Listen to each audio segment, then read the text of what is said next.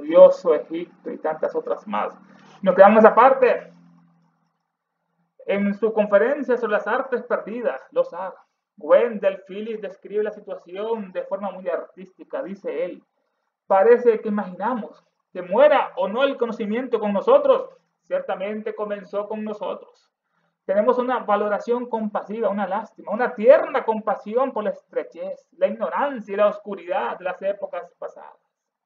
Para ilustrar nuestra propia idea con la frase final del conferenciante favorito, bien podríamos confesar que emprendimos este capítulo número 6, que en cierto sentido interrumpe nuestra narración para preguntar a nuestros hombres de ciencia si están seguros de que se jactan en la línea correcta. Así leemos sobre un pueblo que, según algunos eruditos escritores, acababa de emerger de la edad de bronce para entrar en la siguiente edad de hierro. Esto dice el profesor Albrecht Müller en su obra Los primeros vestigios del hombre en Europa, The First Trace of Man Europe. El autor afirma: y esta edad de bronce se extiende y se superpone hasta el comienzo del periodo histórico en algunos países, por lo que incluye las grandes épocas de los imperios asirios y egipcios, cerca del año 1500 a.C. y las primeras eras de la siguiente edad de hierro. Y nos quedamos. Oigamos ahora lo que tiene que decir Draper. Sí, Caldea, Asiria, Babilonia presentaban antigüedades estupendas y venerables que se remontan a la noche de los tiempos. Persia no carecía de sus maravillas de fechas posteriores. Persia. Las salas con pilares de Persépolis estaban repletas de milagros artísticos, tallas, esculturas, esmaltes, bibliotecas de alabastros, obeliscos, esfinges y toros colosales. Ecbatana, en Meda, el fresco refugio veraniego de los reyes persas, estaba defendido por 7 murallas circulares de bloques tallados y pulidos, de murallas interiores en sucesión de altura creciente y de diferentes colores en concordancia astrológica con los 7 planetas. El palacio estaba techado con tejas de plata, sus vigas estaban chapadas en oro. A medianoche, en sus salones, el sol rivalizaba con numerosas hileras de lámparas de nafta. Un paraíso. Ese lujo de los monarcas de Oriente se plantó en medio de la ciudad Ecbatana. El imperio persa era verdaderamente el jardín del mundo. En Babilonia aún permanecían sus murallas, que en su día tuvieron más de 60 millas de circunferencia, y tras los estragos de 3 siglos y 3 conquistadores, aún tenían más de 80 pies de altura. Todavía se alzaban las ruinas del templo de Bel. Rodeado de nubes, en su cima estaba plantado el observatorio, en el que los extraños astrónomos caldeos habían mantenido comunión nocturna con las estrellas. Aún quedaban vestigios de los 2 palacios con sus jardines colgantes, en los que crecían árboles en medio del aire, y los restos de la máquina hidráulica que los abastecía del agua del río Éufrates. Las nieves derretidas de las montañas armenias encontraban su camino hacia un lago artificial con su vasto aparato de acueductos y esclusas, presas con puertas, y quedaban confinadas las aguas en su curso a través de la ciudad por los diques del Éufrates. Quizás lo más maravilloso de todo era el túnel bajo el lecho del río. Había un túnel bajo el lecho del río Éufrates. Eso lo dice Draper en su obra Conflicto entre religión y ciencia, capítulo número 1. Draper, muy comentado en esta obra, nació en 1811, John William Draper, un polimata inglés, científico, filósofo, médico, químico, historiador, fotógrafo. Se le atribuye el haber sido pionero en la fotografía del retrato y haber obtenido las primeras fotografías detalladas de la Luna en la astrofísica en 1840. Fue también el primer presidente de la Sociedad Química de Estados Unidos, el primer presidente de la Sociedad Química, y uno de los fundadores de la Facultad de Medicina de Nueva York. Uno de sus libros de Draper, Conflicto entre religión y ciencia, que Elena lo ha sacado a contar en esta obra, Conflicto, religión y ciencia, del libro de Draper, popularizó la tesis del conflicto, el clash, que proponía una hostilidad intrínseca en la relación entre la religión y la ciencia, como fue con Copérnico, con Galileo. Este libro fue ampliamente leído y traducido a varios idiomas. Argumenta que la historia del conocimiento humano es una lucha entre el pensamiento científico y la autoridad religiosa, y esa autoridad religiosa falsa. Draper, oigamos ahora lo que dice Draper. Sí, Caldea, Asiria y Babilonia presentaban antigüedades estupendas y venerables que se remontan a la noche de los tiempos. Persia no carecía de sus maravillas de fechas posteriores. La Caldea. El imperio caldeo fue un estado mesopotámico. Mesopotamia entre dos ríos, el Tigris y el Éufrates. Caldea fue un estado mesopotámico que dominó Babilonia entre el 612 a.C. al 539. Fue la última entidad política nativa de Mesopotamia, la Caldea, están esos magos ahí, conocida por su capital en Babilonia y por su caída del imperio asirio, que permitió su ascenso. Cayó el imperio asirio y permitió el ascenso de Caldea. Los caldeos eran una tribu semítica, eran semitas, como esa bestia. Eran una tribu semítica, lunares, de la región del sur de Mesopotamia, que se estableció allí a principios del primer milenio y se resistió al dominio asirio, que mandaban a los asirios. Ya Egipto había caído. El imperio caldeo fue gobernado por reyes como Nabopolassar o Nabucodonosor II. Está estudiando a Nabucodonosor II. Los caldeos eran famosos por sus conocimientos en astronomía y en matemáticas. Bajo el reinado de Nabucodonosor II, el imperio conquistó Judá. Conquistó a las bestias judías. Hay que esclavizar otra vez a esos malditos judíos, que vuelva otra vez Nabucodonosor. Bajo el reinado de Nabucodonosor II, el imperio conquistó Judá, el león de Judá. Deportó a los israelitas, a las bestias, a Babilonia. Y destruyó el templo de Salomón. Hay que destruir el templo otra vez. Que no crezca nada en Jerusalén, esa maldita ciudad que ha causado millones de muertes. Hay que devastarla y sembrar sal ahí para que no crezca nada, como Cartago. Y destruyó el templo de Salomón, Nabucodonosor. El imperio caldeo terminó en el 539 a.C. con la conquista de los persas, Darío, Ciro el Grande, Jerjes. Sí, Caldea, Asiria y Babilonia presentaban antigüedades estupendas. Asiria, otro imperio, fue una de las potencias más influyentes de la antigua Mesopotamia, conocida por su poder militar y su brutalidad. Su capital más importante fue Nínive, y su religión centrada en el dios Asur, el gran dios Asur, justificaba su guerra de conquista, igual que los católicos, los judíos. El imperio finalmente colapsó en el 612 a.C., los asirios, tras la alianza de sus enemigos como los medos y los babilonios se unieron, que saquearon y destruyeron Nínive después. Saquearon y destruyeron Nínive, hay que destruir Jerusalén. Sí, Caldea, Asiria y Babilonia presentaban antigüedades estupendas. Babilonia, la gran ramera, fue un antiguo imperio en Mesopotamia, ubicado en el centro de la región sur del actual Irak, entre los ríos Tigres y el Éufrates, que llegó a dominar Akkad y Sumeria. Eran los acadios y los sumerios. Lo voy a explicar los acadios después en otros tomos. Babilonia es famosa por su avanzada cultura que tenía, incluyendo el Código Hammurabi, el primer código, monumento histórico donde habían las leyes que dominaban una sociedad, el Código Hammurabi. Y tenía notables avances en astronomía y la matemática, como los anteriores, igual que el álgebra. Desarrollaron un calendario lunar y el zodiaco. El calendario lunar y el zodiaco. Construyeron grandes ciudades y palacios y templos como los sigurats, esas estructuras sigurats enormes. Construyeron grandes ciudades, palacios y templos como los sigurats. Fundada alrededor Babilonia de 1890 a.C. por una dinastía amorrea, de los amorreos. Entró en decadencia a mediados del siglo II. En el segundo milenio antes de Cristo entró en decadencia la gran Babilonia, la gran ramera. Pero digamos lo que dice Draper. Sí, Caldea, Asiria y Babilonia presentaban antigüedades estupendas y venerables que se remontaban a la noche de los tiempos. La Persia no carecía de sus maravillas de fechas posteriores.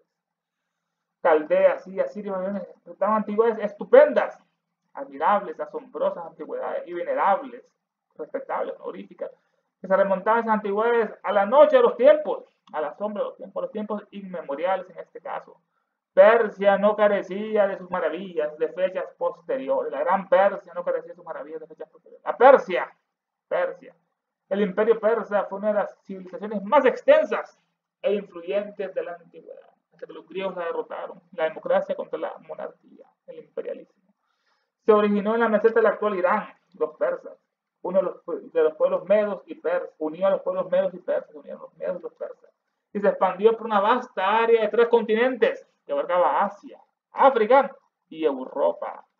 Era reconocido por su organización militar administrativa, los persas, y su tolerancia hacia las culturas y religiones de los pueblos conquistados. Eran tolerantes. Dinastías notables, los persas, la dinastía aqueménida, la primera, la fundadora de los aqueménidas, que fue de 550 al 330 a.C., casi 200 años. Fue fundada por el gran Ciro el Grande. Ciro el Grande. Esta fue la primera y más grande de las dinastías persas. Se extendió por 3 continentes, abarcando territorios como Egipto, Mesopotamia, Turquía, Anatolia y partes de Grecia, el Egeo. La dinastía también es conocida por sus líderes como Jerjes, primero Jerjes y Darío el Grande, igual que Ciro. El imperio persa terminó con la conquista árabe del siglo VII después de Cristo. Los árabes se unieron, unos árabes que eran chandalas, Mahoma los unió y los convirtió en una potencia mundial, Mahoma. El imperio persa terminó con la conquista árabe del siglo VII por los árabes, después de Cristo. Ahí acabó el imperio persa.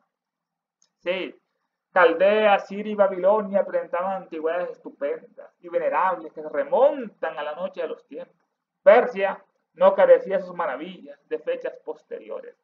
Las salas con pilares de Persépolis estaban repletas de milagros artísticos, tallas, esculturas, esmaltes, bibliotecas de alabastros, obeliscos, esfinges y toros colosales. La gran Persia, Persópolis, que destruyó Alejandro Magno, esa bestia.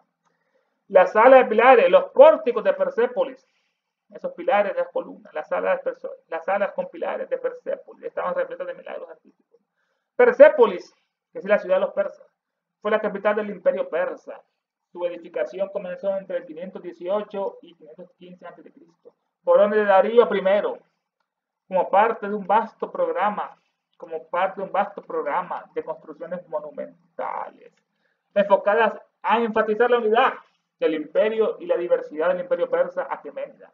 La legitimidad del poder real, Persépolis buscaba legitimar la legitimidad del poder real y mostrar la grandeza de su reino. La construcción de Persépolis continuó durante 2 siglos, hasta la conquista del imperio y la destrucción parcial de la ciudad por Alejandro Magno, que le metió fuego en el año 331 a.C. Persépolis. Las salas con pilares de Persépolis estaban repletas de milagros artísticos, tallas, esculturas, esmaltes. Las tallas, una técnica de dar forma a un material sólido como la piedra o la madera, mediante el corte raspado y cincelado para crear elementos decorativos o escultóricos. Se utiliza para ornamentar fachadas, columnas, vigas y otros componentes arquitectónicos y puede añadir valor estético y cultural a una estructura. Las salas con pilares de Persépolis estaban llenas de milagros artísticos como tallas, esculturas, esmaltes. El esmalte arquitectónico vítreo es un revestimiento vitrificado, vidrio resistente que se funde sobre metales. O puede ser las pinturas de esmalte también, que son recubrimientos protectores de acabado brillante, satinado, el satín o mate, utilizadas para diversas superficies como madera, metal y mampostería. Las salas, los pórticos de Persépolis estaban repletas de milagros artísticos como tallas, esculturas, esmaltes, bibliotecas de alabastro. Estas bibliotecas de alabastro, una variedad de piedra blanca, no muy dura, compacta, a veces translúcida, de apariencia marmorea, que aparece al mármol. Este alabastro que se usa para hacer esculturas o elementos de decoración arquitectónica. Bibliotecas de alabastro, casi mármol. Obeliscos, esfinges y toros colosales en la Persópolis. Obeliscos, como Egipto. Grandes pilares de piedra muy altos, de 4 caras iguales y terminados con una punta piramidal achatada. Decían los dedos de Dios, estos pilares. Eran muchas inscripciones jeroglíficas sagradas. Estaba llena Persépolis de tallas, esculturas, esmaltes, bibliotecas de alabastro, obeliscos, esfinges y toros colosales. La esfinge, nos dice Elena en el glosario, Ar-Machus, es la esfinge egipcia llamada Ar-Enchu, o sea, Horus, el sol en el horizonte, Esa es la esfinge, una forma de Ra, el gran dios Ra, el dios sol. Esotéricamente, la esfinge es el dios nacido o salido del huevo. El dios nacido o salido del huevo, como dirán Gayarma y Brahma. Estaba llena Persépolis de tallas, esculturas, esmaltes, bibliotecas de alabastros, obeliscos, esfinges y toros colosales. El toro es el símbolo de la fuerza y potencia creadora, el logos. De ahí los cuernos en la cabeza de Isis, La gran diosa Isis tenía cuernos en la cabeza, aspecto femenino de Osiris y Horus. El toro es el que domina en el sur, el león arriba en Inglaterra, el águila en el oeste de Estados Unidos y la bestia en el este. Es el símbolo de la fuerza y potencia, el toro, el símbolo de la fuerza y potencia creadora, el lobo. De ahí los cuernos de la cabeza de Isis, aspecto femenino de Osiris y Horus. El toro pues, lo draman. Símbolo de la fuerza, pues la fuerza que tiene el toro y la potencia creadora, el lobo, en este caso, como las Pleiades allá, el de Barán, de Alción. Estaba llena de Persépolis, tallas, esculturas, esmaltes, bibliotecas de alabastros, obeliscos, esfinges, toros colosales. Ectabana, en Media, Medo, el fresco refugio veraniego de los reyes persas. Estaba defendido por 7 murallas circulares de bloques tallados y pulidos. Las murallas interiores en sucesión de altura creciente y de diferentes colores, en concordancia astrológica con los 7 planetas. Bueno, vamos de Persépolis, vamos a Ectabana. En Media, la Ectabana, una antigua ciudad capital del reino Medo y luego capital de verano de los imperios Aqueménida y el imperio Parto. Situada en el actual Irán, fue una de las ciudades más antiguas e importantes de Irán, conocida por sus 7 murallas concéntricas. Tenía 7 murallas concéntricas, cada una de cada un planeta y a un color. Ectabana, en Media, famosa ciudad, nos dice Elena de la Media, que merece ocupar un sitio entre las 7 maravillas del mundo. Así lo dice ella. Famosa ciudad de la Media que merece ocupar un sitio de las 7 maravillas del mundo. Ectabana. En Media, o Medos, fue una antigua región y civilización de la Edad de Hierro, ubicada en el actual Irán. Esos persas, esos iranes tan indómitos. Fue un imperio asiático de la antigüedad. Su capital fue Ectabana. Ectabana en Media era el fresco refugio veraniego de los reyes persas. El fresco refugio veraniego de los reyes persas, como el Tíber, el Asa. Estaba defendido por 7 murallas circulares. Ectabana está defendido por 7 murallas circulares de bloques tallados y pulidos o labrados.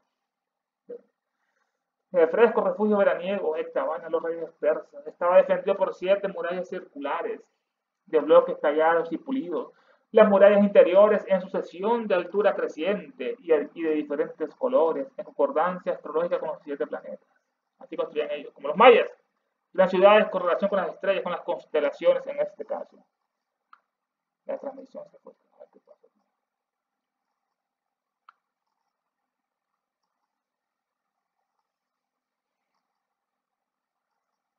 Ectabana.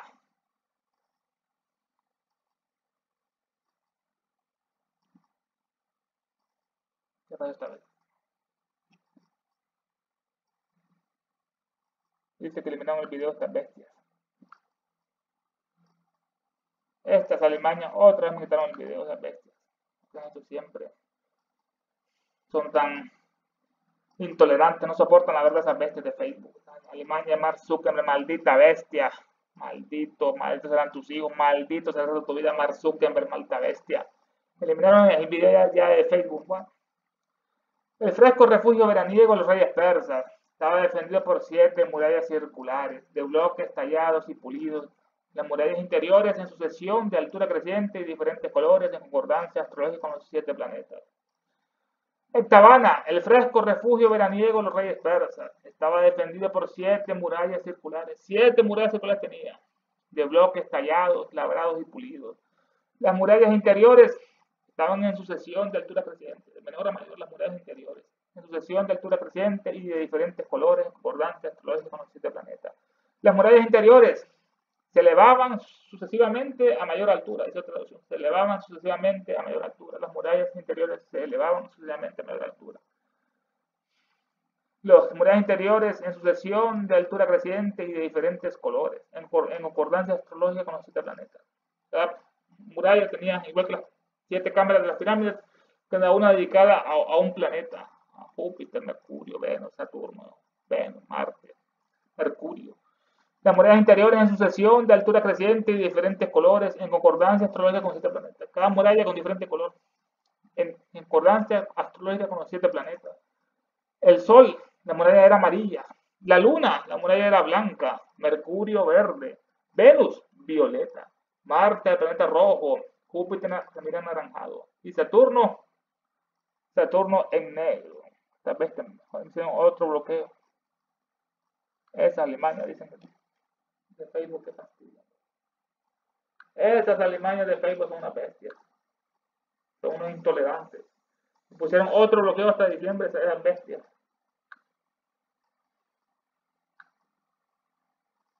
Este planeta es el planeta de los simios.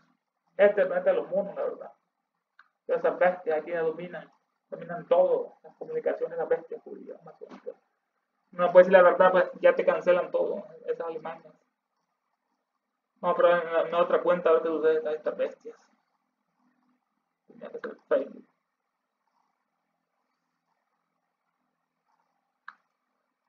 Las murallas de Babilonia.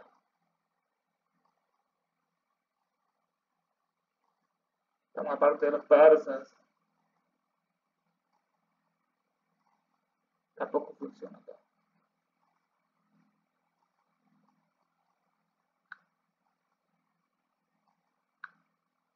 No se puede hacer videos en vivo. Bueno, pues así se quedaron esas malditas bestias. Las murallas estaban dedicadas a los 7 planetas. 7 murallas circulares tenía lo que es esa octavana. Y cada una de las murallas dedicado a un planeta. Eran Marías dedicadas al Sol. A la Luna, la otra muralla en blanco. A Mercurio verde. Venus violeta. A Marte rojo el planeta. Júpiter se mira como anaranjado. Saturno oscuro negro. El Ectavana en media. El fresco refugio veraniego de los reyes persas. Estaba defendido por 7 murallas circulares. 7 murallas circulares. De bloques tallados y pulidos. Las murallas interiores en sucesión de altura creciente y de diferentes colores. En concordancia astrológica con los 7 planetas. El palacio estaba tachado con tejas de plata. Sus vigas estaban chapadas en oro. Increíble. El palacio estaba tachado con tejas de plata. Tejas de plata. El palacio estaba techado en Ectavana con tejas de plata, dedicadas a la luna, y sus vigas estaban chapadas en oro, dedicadas al sol. Estaban revestidas de planchas de oro, dice otra traducción. A medianoche, en sus salones, el sol rivalizaba con numerosas hileras de lámparas de nafta. A medianoche, en ese palacio, en Ectavana, en sus salones, el sol rivalizaba con numerosas hileras de lámparas de nafta. El sol rivalizaba con numerosas hileras de lámparas de nafta. Sus salones estaban iluminados por muchas hileras de faroles de nafta que rivalizaban con la luz del sol, dice otra traducción. Sus salones estaban iluminados por muchas hileras de faroles de nafta que rivalizaban con la luz del sol. Nafta. A medianoche, sus salones, el sol rivalizaba con numerosas hileras de lámparas de nafta. La nafta es una fracción ligera de petróleo, un líquido altamente inflamable y volátil utilizado principalmente como combustible para armas incendiarias o para la iluminación. La nafta. A medianoche, en Ectavana, en sus salones, el sol rivalizaba con numerosas hileras de lámparas de nafta. Un paraíso. Este lujo de los monarcas de Oriente se plantó en medio de la ciudad. Esa ciudad estaba en medio de la ciudad. Un paraíso en la tierra. Este lujo de los monarcas de Oriente, del Este, se plantó en medio de la ciudad. Un paraíso sitio de recreo de los monarcas asiáticos. Ectavana. Un paraíso, ese lujo de los monarcas de Oriente se plantó en medio de la ciudad. Estaba plantado en el centro de la ciudad. La traducción. El imperio persa era verdaderamente el jardín del mundo. El imperio persa era verdaderamente el jardín del mundo. El imperio persa. Verdaderamente el jardín del mundo, como dicen los europeos hoy en día, de su tierra, los europeos. La calificando como el jardín en Europa, como decía el ministro aquel español de la Unión Europea. Es el jardín de Europa, del mundo, mientras que todos los demás continentes son una jungla, una selva de salvaje bárbaro para ellos, esos europeos, conquistadores, asesinos, genocidas. Ese lujo monarca de Oriente se plantó en medio de la ciudad. El imperio persa era verdaderamente el jardín del mundo. En Babilonia aún permanecían sus murallas, que en su día tuvieron más de 60 millas de circunferencia, y tras los estragos de 3 siglos y 3 conquistadores, aún tenían más de 80 pies de altura. Todavía se alzaban las ruinas del templo de Belo, rodeado de nubes. En su cima estaba plantado el observatorio en el que los extraños astrónomos caldeos habían mantenido comunicación nocturna con las estrellas. Vamos a Babilonia, después de Persia y Ectavana, vamos a Babilonia. En Babilonia aún permanecían sus murallas. Eran una monumental estructura defensiva que rodeaba la antigua ciudad de Babilonia. Eran considerados como una de las 7 maravillas del mundo antiguo, la pirámide y otros, el jardín colgante. En Babilonia aún permanecían sus murallas, que en su día tuvieron más de 60 millas de circunferencia. Más de 60 millas de circunferencia, qué construcciones, 60 millas que son casi 96,56 kilómetros, casi 100 kilómetros su muralla, casi 100 kilómetros. En Babilonia aún permanecían sus murallas, que en su día tuvieron más de 60 millas de circunferencia, y tras los estragos de 3 siglos, o 3 milenios, y 3 conquistadores, aún tenían más de 80 pies de altura, más de 80 pies de altura, imagínense, más de 24,38 metros, más de 25 metros de altura de muralla. Tras los estragos de 3 siglos, aquí tal vez puede decir este Draper 3 milenios, 3.000 años, pero aquí 3 siglos, 300 años, no puede concordar. Tras los estragos de 3 siglos y 3 conquistadores, aún tenían más de 80 pies de altura esas murallas de Babilonia. Los 3 conquistadores, el primero fue Ciro el Grande, rey del imperio persa, que conquistó Babilonia en 539 a.C. El primero que conquistó Babilonia, destruyó esa muralla. Ciro el Grande, rey del imperio persa, que conquistó Babilonia en 539 a.C. Lo hizo al desviar el río Éufrates, lo que es la inteligencia humana. No podía conquistar Babilonia, Ciro el Grande, hasta que vio que la ciudad ocupaba el río. Que hizo fue más arriba del río y lo desvió. Sin agua se acabó la vida, se rindieron. Ciro el Grande fue el primer conquistador de Babilonia, rey del imperio persa, que lo conquistó Babilonia al desviar el río Éufrates, y la reincorporó a su imperio. El segundo conquistador fue Nabucodonosor II. Ven a nosotros, Nabucodonosor, destruye a esos malditos judíos otra vez, esclavízalos. Destruye el templo de Salomón otra vez. Nabucodonosor II, gobernante del imperio neobabilónico, que fue un gran militar, derrotó a los egipcios y los restos del ejército asirio en la batalla de Carquemish. Derrotó a los egipcios, Nabucodonosor, y a los restos del ejército asirio en la batalla de Carquemish en el año 605 a.C., consolidando el poder babilonio. Y el tercer conquistador de Babilonia fue Alejandro el Magno, el gran asesino de Aristóteles, el conquistador de Macedonia, que tomó el control de Babilonia 200 años después de la conquista de Ciro, integrando a su vasto imperio tan efímero, corto. Babilonia aún permanecen sus murallas, que en su día tuvieron más de 60 millas de circunferencia. Hasta los estragos de los siglos y de 3 conquistadores, aún tenían más de 80 pies de altura. Más de 80 pies de altura, casi 25 metros de muralla, 25 metros de altura. Aún tenían más de 80 pies de altura, todavía se alzaban las ruinas del templo de Bel rodeado por las nubes. En su cima estaba plantado el observatorio, en que los extraños astrónomos caldeos habían mantenido comunión nocturna con las estrellas. Vamos al templo de Bel otra vez a Babilonia. Todavía se alzaban las ruinas del templo de Bel, rodeado de nubes. El templo de Bel, los restos del templo fue destruido por el Estado Islámico en el 2015. Le colocaron dinamita. Esos pórticos todavía existía hasta el 2015 ese templo de Bel en Babilonia. Los restos del templo fue destruido por esos estados islámicos, esas bestias. Del 2015 le colocaron dinamita, lo destruyeron. Igual que los grandes budas en otras ciudades, en otros países. Aún tenían, qué intolerantes son esas bestias musulmanas. No toleran a los budistas, ni la arte, ni la arquitectura, ni las antiguas civilizaciones, porque no adoran a Mahoma. Todavía se alzan las ruinas del templo de Bel rodeado por las nubes. Bel es el más antiguo y poderoso de los dioses de Babilonia. El más antiguo y poderoso de los dioses de Babilonia. Una de las primitivas trinidades. Tenían a Anu, el segundo era Bel, señor del mundo, padre de los dioses como Zeus y Júpiter, el creador. Y la tercera era Ea, forjador del destino, señor del abismo, dios de la sabiduría y del conocimiento esférico, el diablo, por Lucifer en aquella época. La antigua Trinidad Bel estaba ahí con Anu, Bel, como Júpiter, señor del mundo, padre de los dioses. Y la última Trinidad era Ea, forjador del destino, señor del abismo, igual que Lucifer, Satanás, señor del abismo, dios de la sabiduría, Satanás, dios de la sabiduría secreta y del conocimiento esotérico. Ese es Bel. Todavía se alzaban las ruinas del templo de Bel rodeado de nubes. En su cima estaba plantado el observatorio, en el que los extraños astrónomos caldeos habían mantenido comunión nocturna con las estrellas. En este observatorio, el templo de Bel, en su cima, estaba plantado el observatorio. Ahí está ese sacerdote aquel veloso.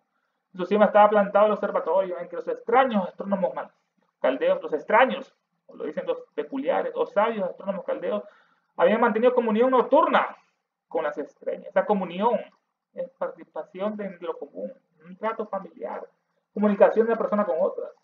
En En la cima del observatorio estaba plantado el observatorio, en el que los extraños astrónomos caldeos habían mantenido una comunión nocturna con las estrellas. Aún quedaban vestigios de los dos palacios con sus jardines colgantes. Ya vamos del templo a los jardines colgantes. Aún quedaban vestigios, huellas, memorias. Aún quedaban vestigios de los dos palacios con sus jardines colgantes. Eran dos, no uno, eran dos palacios con jardines colgantes. Esto es una de las 7 maravillas del mundo antiguo. Igual que las pirámides, igual que el Coloso de Rodas, igual que el templo de Zeus en Olimpia, igual que la Atenea que ella veía, o lo que es de Artemisa, el templo de Artemisa, o el mausoleo de Halicarnaso. Una de las 7 maravillas del mundo antiguo fueron construidos en los jardines colgantes, fueron construidos en el siglo VI a.C. durante el reinado de Nabucodonosor II. Que gran rey tuvo Nabucodonosor, construyó una maravilla y conquistó a las bestias de Judá. Fueron construidos en el siglo VI a.C. durante el reinado de Nabucodonosor II, en la antigua ciudad de Babilonia, a orillas del río Éufrates. Se plantaron palmeras y árboles frutales como el dátil y los cocos. Dice la leyenda que se casó con una mujer de un imperio persa que había vivido toda su vida rodeado de montañas y ríos hermosos, y cuando fue a vivir a Babilonia vio todo desértico, una gran llanura y no miraba nada verde y se ponía triste la reina. Y el rey, para que su reina se alegrase, mandó a construir esa maravilla de los jardines colgantes. Y así se pudo ella quitar ese sentimiento de regresar a su casa, la reina, la esposa de este Nabucodonosor II.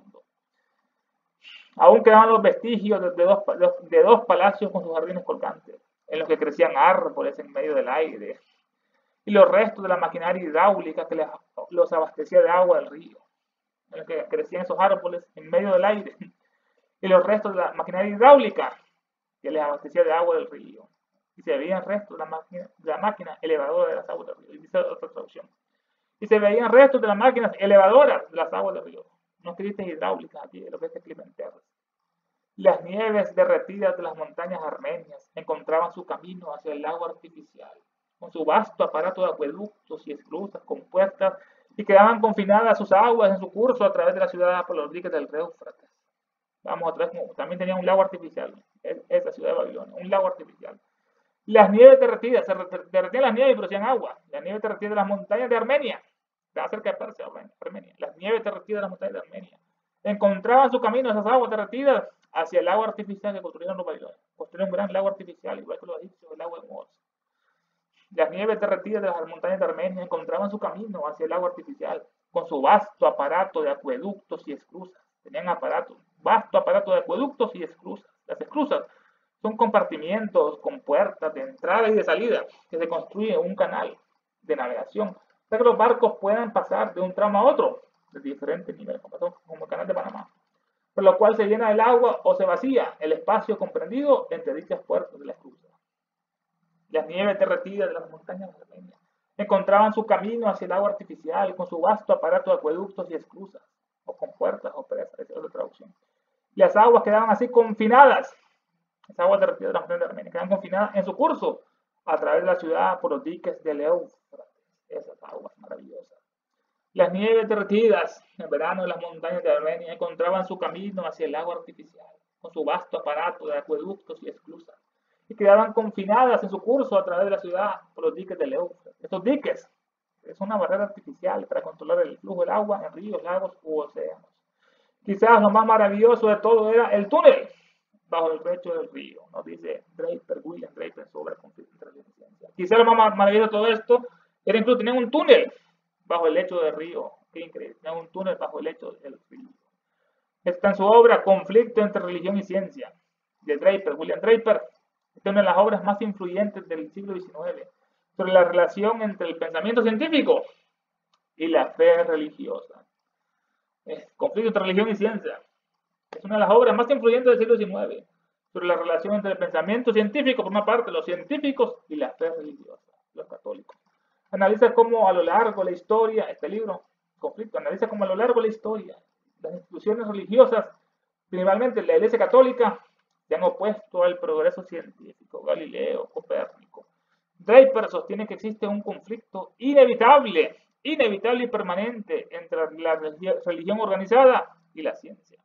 Pues se liberaron de las bestias católicas, hoy en día son países con más ciencias, Alemania, Inglaterra, Holanda, Estados Unidos, ahí están las bestias católicas, están viviendo en el oscurantismo.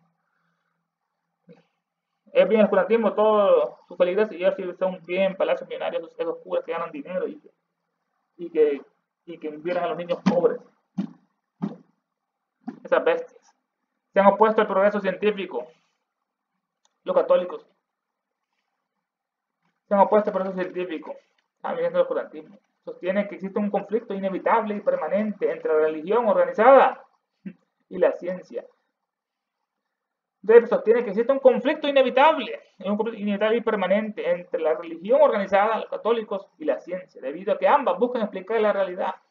La ciencia y la iglesia. Ambas buscan explicar la realidad desde fundamentos distintos. La religión se basa en la fe, en la ignorancia, en el engaño, en la tontería. Se basa en la religión, en la fe, la autoridad, la bestia pederástica de León XIV y la tradición. Mientras que la ciencia se basa en la observación, la razón y la evidencia. No son compatibles, son como el agua y el aceite. Conflicto entre religión y ciencia de Gran Draper. En su obra, volvemos a los primeros vestidos del hombre en Europa, de Fritz Kreisler o Man in Europe, Albert Müller propone un nombre que describe la era en la que vivimos. Ya pasamos la de bronce, la de hierro. Albert Müller propone un nombre que describe de la era en que vivimos. Se sugiere que sea la era del papel, la era de la piedra, la era del bronce, la era del hierro, la era del papel. Es quizás tan buena como cualquier otra que se puede discutir de él. La era del papel es quizás tan buena como cualquier otra que se puede discutir. Pero dice Elena, no estamos de acuerdo con este erudito profesor. Nuestra firme opinión es que las generaciones venideras denominarán a la nuestra, en el mejor de los casos, como la era del bronce, y en el peor de los casos, como la era lo que es de la albata o del oroide, que son imitaciones de la plata y el oro, o el oropel en este caso. En el mejor de los casos. Vamos a la traducción de Lizzie Simbelo acá.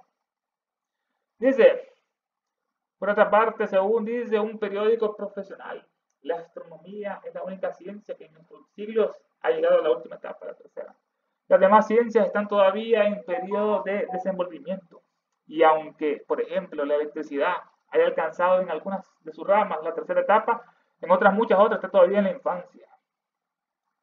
Así lo corroboran las dolorosas confesiones de los mismos científicos en el siglo a que pertenecemos. Pues no les sucedía tal a quienes vieron los gloriosos días de Caldea, Asiria y Babilonia.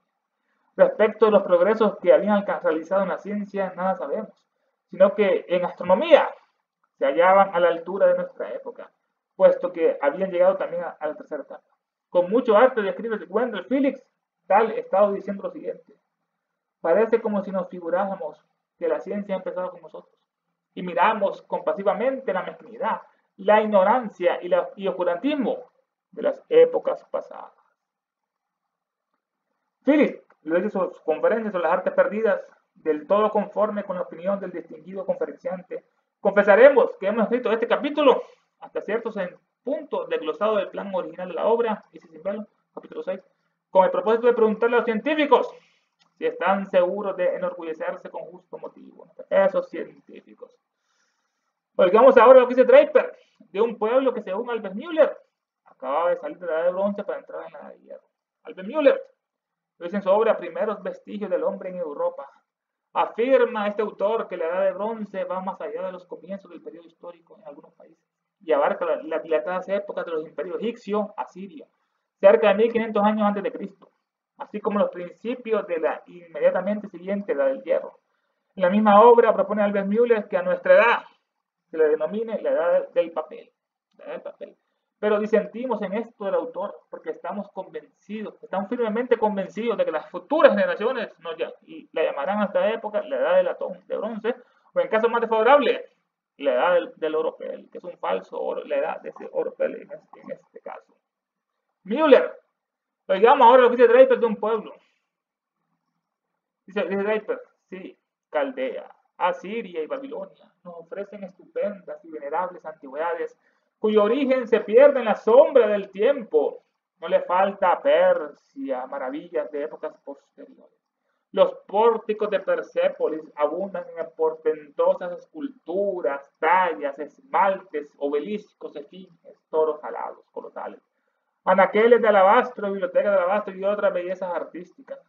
Ecbatana, en cambio, la capital de los medos, y residencia vernal de los monarcas persas estaba defendida por 7 muros circulares, cuya altura aumentaba del exterior al interior y cuyas piedras talladas y pulidas eran de colores armonizados astrológicamente con los 7 planetas. El palacio real tenía el tejado de plata y las vigas forradas de oro. Parecía un paraíso plantado por el Fausto de los monarcas orientales en el centro de la ciudad Ecbatana. El imperio persa era verdaderamente el jardín del mundo. Era verdaderamente el jardín del mundo. Tras los estragos del tiempo y de los saqueos de 3 conquistadores, todavía estaban en pie las murallas de Babilonia, de 60 millas de circuito y 80 pies de altura. Dice, dimensiones correspondientes aproximadamente a 96 kilómetros de circuito y 25 metros de altura. Las murallas, 25 metros de altura. Tras los estragos del tiempo y los saqueos de 3 conquistadores, todavía estaban en pie las murallas de Babilonia, de 60 millas de circuito y 80 pies de altura. Y se veían las ruinas del templo de Belo, en cuya cúpula, que parecía hendir las nubes, se encontraba el observatorio, en donde los sabios astrónomos caldeos se comunicaron nocturnamente con los astros. Aún quedaban vestigios de los palacios de jardines colgantes en que medraban plantas aéreas y se veían restos de las máquinas elevadoras de las aguas del río, las máquinas hidráulicas.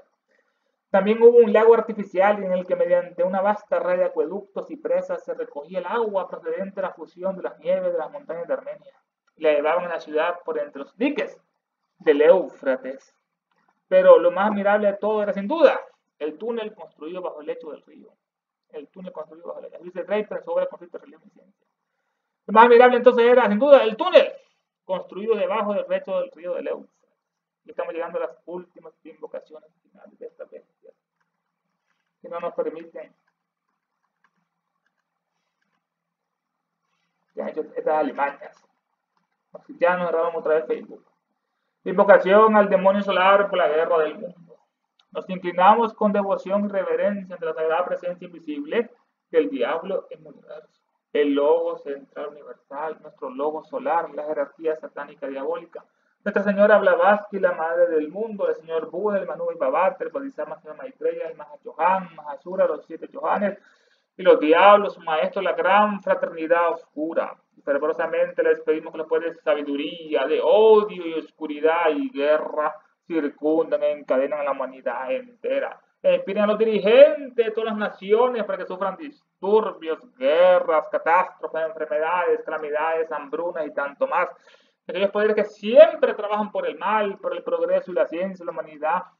Inspiran a los dirigentes de todas las naciones que se establezca sobre la tierra una guerra verdadera y sufrimiento perdurable, que las fuerzas de las tinieblas venzan las fuerzas de la luz, que el mal, el caos y el sufrimiento encadenen la maldita humanidad entera, que la guerra y la maldición de los diabólicos seres se derramen por el mundo, que los poderes de sabiduría, tinieblas, odio, envuelvan a todos los seres y a todas las criaturas, y a todos los hombres y mujeres de esta tierra. Hay una sola vida, una sola satanicidad de hombres y muere una destrucción de naciones, que el espíritu es unión y lo incompasivo que no conocen barreras se apoderan del planeta entero, que los grandes diablos maldigan aquí en los senderos de la humanidad 2025 y siempre, permitiendo que cada uno de nosotros veamos adelante y rendamos los niveles ocultos, los niveles internos, sobre los cuales estamos más capacitados, que así sea. Creo en Satanás, padre del mal y señor nuestro, y en su hijo el anticristo, nacido y engendrado de una santa virgen Helena. Creo en el diablo omnipotente, padre del mal, destructor de todas las cosas, perturbador de los cielos y la tierra. Y el anticristo, su único hijo, que fue concebido por obra del espíritu maligno y nació de una sangrílega y bella virgen. Glorificada por los hombres, reinó sobre ellos. Subió al trono el Dios Todopoderoso y sentado junto a él, de ahí disfruta ahí a los vivos y a los muertos. Creo en el espíritu del mal, en la sinagoga de Satanás, en la comunión de los malvados, en la perdición del cuerpo y en la muerte infierno perdurable. Que así sea.